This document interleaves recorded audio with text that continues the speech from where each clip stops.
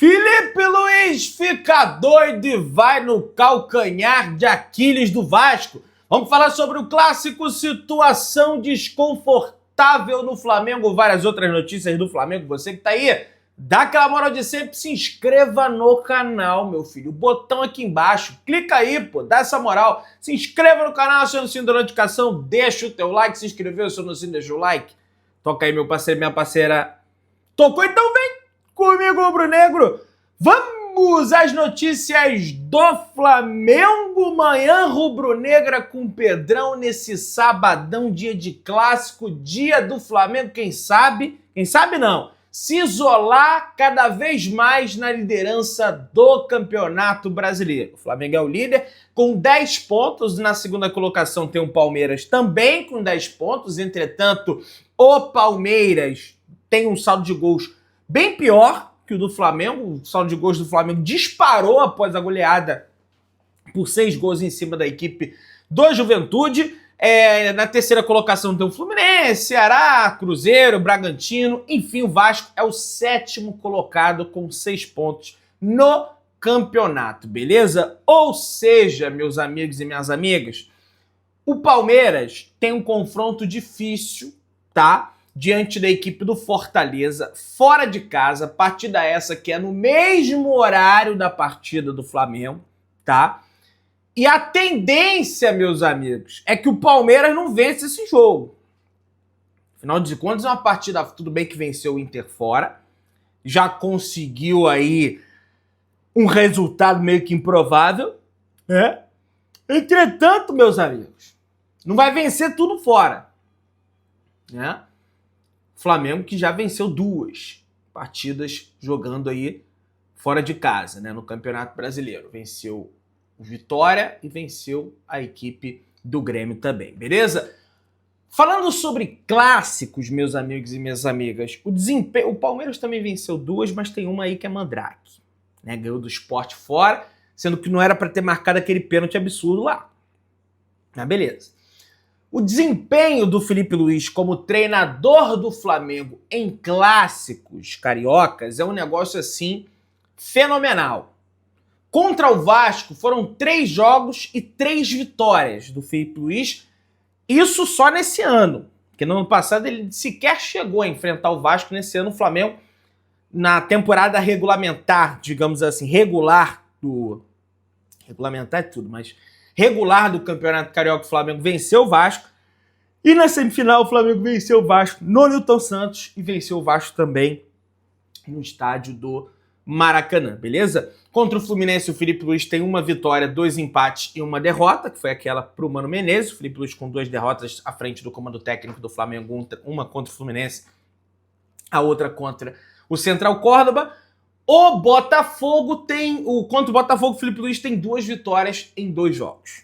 Então, é um desempenho muito bom em clássicos, e o time que quer ser campeão brasileiro precisa vencer clássico. Não tem jeito, só no Rio nós temos aí 6 jogos do Campeonato Brasileiro, né? 12 pontos a disputa apenas nos clássicos, né? E apesar do mando de campo ser do Vasco, o jogo é no Maracanã.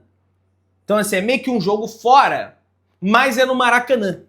Então é bom pro Flamengo essa situação, ainda mais que a torcida é dividida, aquela coisa toda, apesar de não ter vendido todos os ingressos ali. Rapaz, tô com sono, acordei cedo aqui para fazer, e hoje vai ser batida firme, mas vambora. O negócio é o seguinte, ó, as torcidas organizadas do Flamengo, tá? Não todas, evidente, inclusive a torcida jovem do Flamengo soltou uma nota dizendo que não vai ao jogo, deixando bem claro que vai ao jogo, e as punidas, enfim, também não vão ao jogo. As torcidas organizadas do Flamengo prepararam bandeiras e faixas provocativas para esse jogo contra a equipe do Vasco.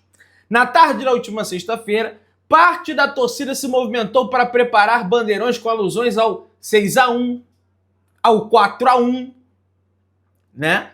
6-1 o Flamengo meteu em 2024. O 4-1 o Flamengo meteu com o Sampaoli. Eu lembro desse jogo, foi um jogo na segunda-feira.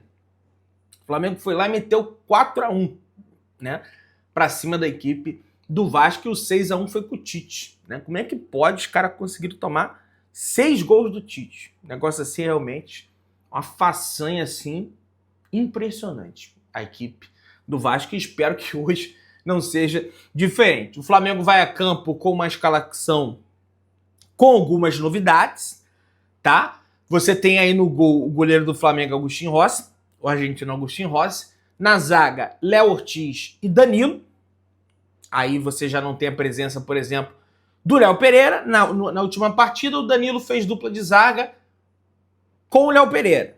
Agora ele faz dupla de zaga com o Léo Ortiz. Ou seja, revezou o Léo Pereira, revezou o Léo Ortiz. É basicamente o que o Jorge Jesus fazia na época que o Jorge Jesus era treinador do Flamengo. Muita gente, porque o Jorge Jesus não poupava? Ele poupava, só que ele tirava 1, 2, 3, 4 jogadores no máximo da equipe. E o Felipe Luiz tá buscando, de certa forma, também fazer isso. Aquele time que a gente tem de cós salteado, tem até na parede aqui na minha casa, do meu estúdio, né? Diego Alves, Pablo Mari, Rodrigo Caio, Rafinha, Felipe Luiz, Arão, Gerson, Everton Ribeiro, De Arrascaeta, Bruno Henrique, Gabigol.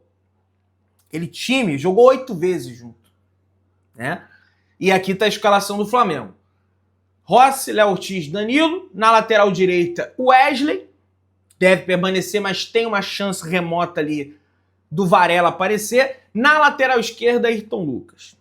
Na volância, na primeira volância, Georgian De Arrascaeta. De segundo volante, Georgian De Arrascaeta, tô ficando doido, é o sono. Eric Pulgar, o primeiro volante, e De La Cruz, o segundo volante, tá? Vai lembrar que o Pulgar e o De La Cruz estão pendurados. Se tomarem cartão amarelo, não jogarão diante da equipe do Corinthians. Mas não tem que entrar com essa cabeça. Se tiver que dar uma entrada, meu amigo, que dê a entrada. Volante toma cartão mesmo, não tem jeito. O Pulgar é o campeão de tomar cartão amarelo. Não tomou cartão amarelo no último jogo e fez gol, inclusive, de cabeça. Então, assim, não ligue para isso. Tome ali uns cuidados, mas não ligue para isso. Se tiver que tomar, toma, é clássico. São 3 jogos, 3 vitórias, os caras estão vindo mordidos, mas vai perder mordido. Tem que ganhar os 3 pontos, até porque o Flamengo está priorizando o Campeonato Brasileiro. Mais à frente, Georgian De Arrascaeta, esse aí tá tranquilo. Do lado esquerdo, Gonçalo Plata. Apesar do Flamengo querer utilizar o jogador no Equador, ele é vice em assistente, negócio de vice, negócio de Vasco, né? Mas ele é o vice-assistente do Flamengo na temporada, o segundo jogador que mais deu assistências jogando pelo Flamengo, só perde pro De Arrascaeta, que fenômeno. Gonçalo Plata, Gerson na ponta direita e no ataque temos a presença do Bruno Henrique. Gerson é o capitão do Flamengo, então o Bruno Henrique, apesar dessa situação de indiciamento da Polícia Federal, joga normal. O Flamengo tá fazendo com o Bruno Henrique a mesma coisa que o West Ham faz com o Paquetá. E o Paquetá, se eu não me engano, é réu, no caso do West Ham, né? Tá para ser julgado já. O Bruno Henrique sequer é réu. Ele tá sendo indiciado. Então, acho que o clube tá certo.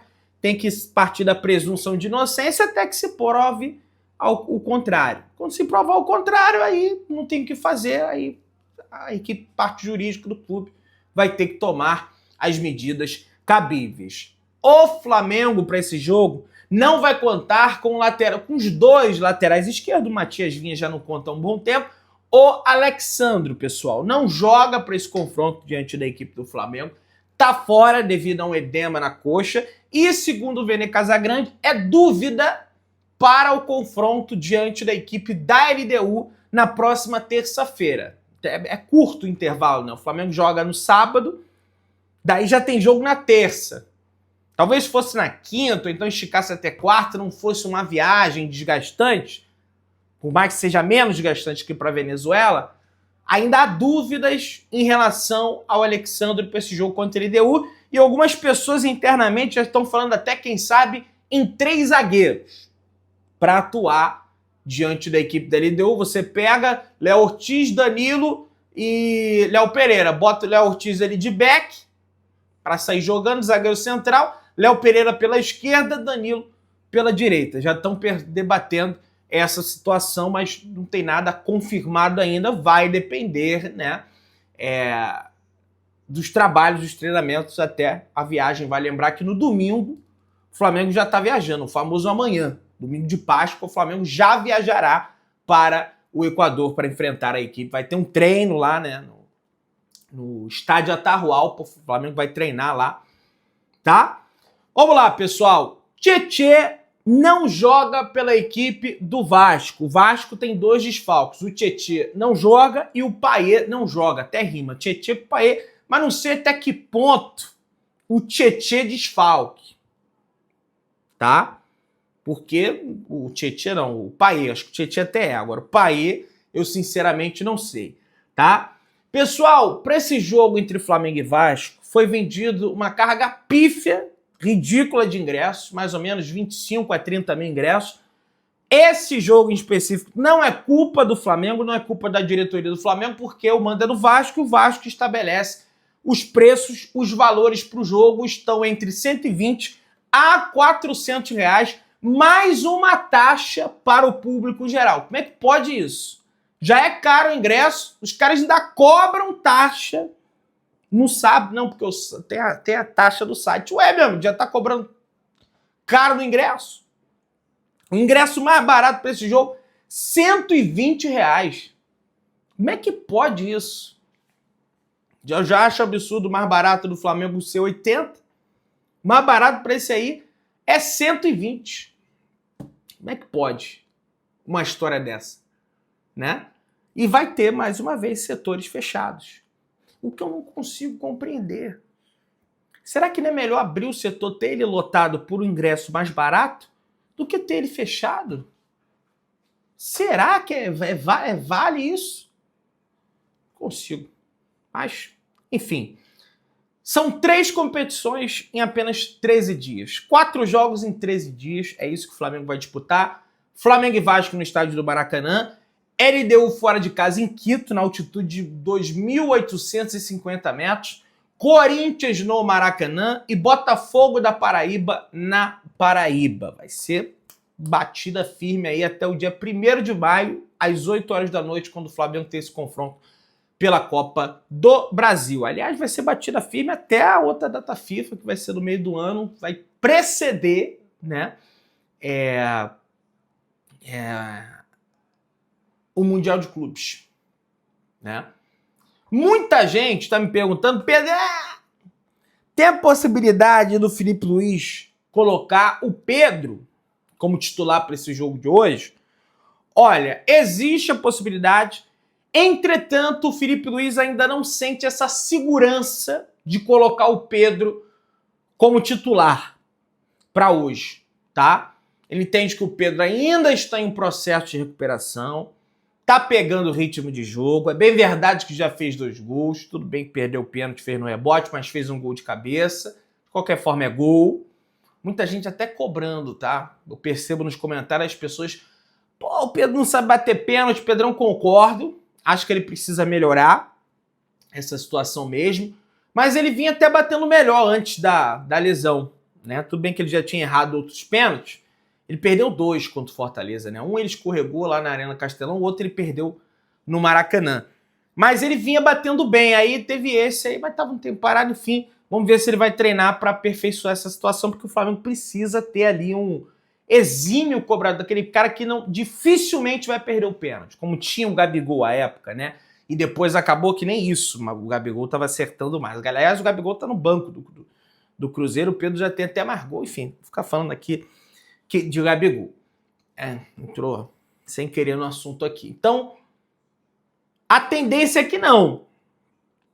Mas vamos aguardar a escalação oficial. Ele está na lista de relacionados, deve entrar, sem dúvida nenhuma, no decorrer do jogo. Tá? Inclusive, ele tá viralizado aí nas redes sociais um depoimento do Pedro, né? Na Flamengo TV, dos bastidores ali que o Flamengo solta após as vitórias, enfim. E tá aqui. O Pedro falou o seguinte: durante esse período, o Vinha, que não está aqui também, acompanhou de perto. O Cebola um pouquinho ali no início, Processo longo, mas eu estava esperançoso que eu ia voltar bem, ia voltar forte, porque percebi todo o apoio de vocês, da torcida, da minha família, principalmente. Então, sou grato demais a Deus por esse retorno, essa volta e uma vitória dessa também. Essa volta eu falo de marcar gols, mas creio que é só o início do que a gente tem pela frente. Tenho certeza que vamos fazer uma temporada linda, como estamos fazendo, e conquistar os títulos que temos pela frente. A gente é capaz e tem elenco para isso. Em todos os torneios que nós entraremos para ganhar, falou o Pedro nos bastidores da Fla TV, da Flamengo TV, né? Nova nomenclatura, né? Que agora é Flamengo TV. O Rossi deu uma entrevista também à Flamengo TV, falando sobre o clássico de hoje, e abordou essa situação de que é um jogo fora, mas é na casa do Flamengo, é no Maracanã. E os próprios vascaínos aí eu vejo que o pessoal tá tentando repercutir negativamente esse vídeo lá do lado do Vasco. Ah, o cara tá falando que é na casa da... A maioria, mas ele tá certo mesmo, o Rossi tá certo. Os vascaínos estão comentando, tá certo, mas O que é o Maracanã ser o Flamengo? Tudo bem que nós rubro-negros a gente quer de fato a nossa casa oficial, o estádio. O Maracanã ser Flamengo não é nada, né? Revelado nas categorias de base do Flamengo, o goleiro Cauã Santos, goleiro do Eintracht Frankfurt da Alemanha, infelizmente sofreu a ruptura do ligamento cruzado anterior do joelho e está fora da temporada. Que pena, rapaz. O garoto vinha fazendo uma temporada sensacional nessa equipe alemã. Eu acho uma pena por ele ter sido vendido de forma tão precoce do Flamengo. E ele estava fazendo uma boa temporada e acabou se lesionando, tendo esse problema de ligamento cruzado, que é sempre um problema que demanda muito tempo, né, pro retorno do jogador, né? Pedro mesmo tá aí a prova. Tudo bem que ele voltou antes do que a maioria, mas é muito tempo. 7 meses parado, de qualquer forma, é muito tempo, né? O adversário do Flamengo na Copa Libertadores da América, a LDU, a Liga Deportiva Universitária de Quito, venceu pelo Campeonato Equatoriano ontem, na sexta-feira, dia 18, sexta-feira santa, por 3-1 a equipe do Aucas, meus amigos. Pois é, esse foi o último compromisso da equipe de Quito antes de enfrentar o Flamengo pela Copa Libertadores da América. Portanto, a equipe equatoriana terá um dia a mais de descanso em relação ao Flamengo, mais a viagem do Flamengo, mas isso aí, gente, não tem o que fazer também. Quando os caras vierem para cá, eles vão ter a mesma viagem, entendeu? Então, não é desculpa. No mínimo, o Flamengo tem que ir lá e tem que empatar esse jogo. Se perder, a situação vai ficar difícil, hein? Tem que ir lá, o ideal é ganhar. Mas no mínimo, é empatar esse jogo, né? Vamos lá, pessoal. Torcedores do Flamengo reclamam que o programa de sócio-torcedor começou a cobrar uma taxa de conveniência de 10% dos sócios torcedores sem aviso prévio. O sócio-torcedor foi lá entrar e aí, além do valor do ingresso, né,